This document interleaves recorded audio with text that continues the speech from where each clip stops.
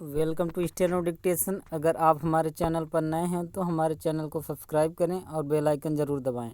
Dictation 5 second बाद शुरू होगा। स्टार्ट। दीपावली एक लौकिक पर्व है, फिर भी यह केवल बाहरी अंधकार को ही नहीं बल्कि भीतरी अंधकार को मिटाने का पर्व भी बने। हम भीतर में धर्म का दीप जलाकर मोह के अंधकार को दूर कर सकते हैं। दीपावली पर हम साफ सफाई कर घर को संवारने निखारने का प्रयास करते हैं।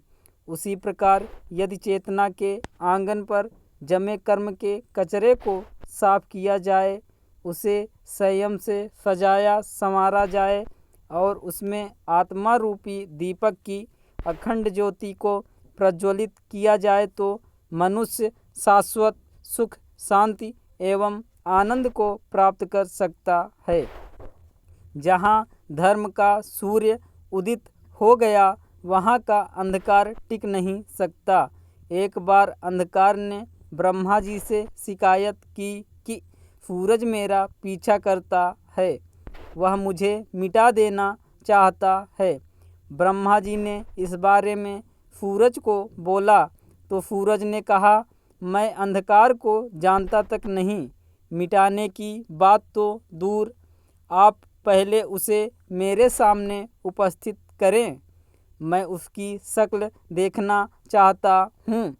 ब्रह्मा जी ने उसे सूरज के समक्ष आने के लिए कहा तो अंधकार बोला, मैं उसके पास कैसे आ सकता हूँ? यदि आ गया तो मेरा अस्तित्व ही समाप्त हो जाएगा।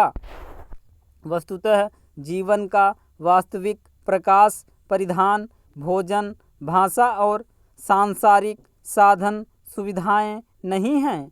वास्तविक उजाला तो मनुष्य में व्याप्त उसके आत्मिक गुणों के माध्यम से ही प्रकट हो सकता है।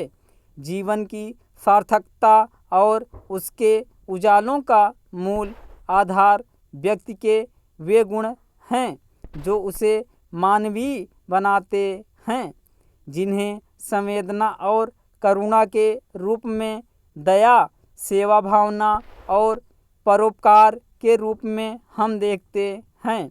इन्हीं गुणों के आधार पर मनुष्य अपने जीवन को सार्थक बनाता है। जिनमें इन गुणों की उपस्थिति होती है, उनकी गरिमा चिरंजीवी रहती है। जिस तरह दीप से दीप जलता है, वैसे ही प्रेम देने से प्रेम बढ़ता है।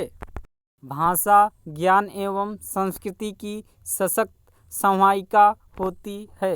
इसके अभाव में हम किसी राष्ट्र की संस्कृति या अस्मिता की कल्पना तक नहीं कर सकते।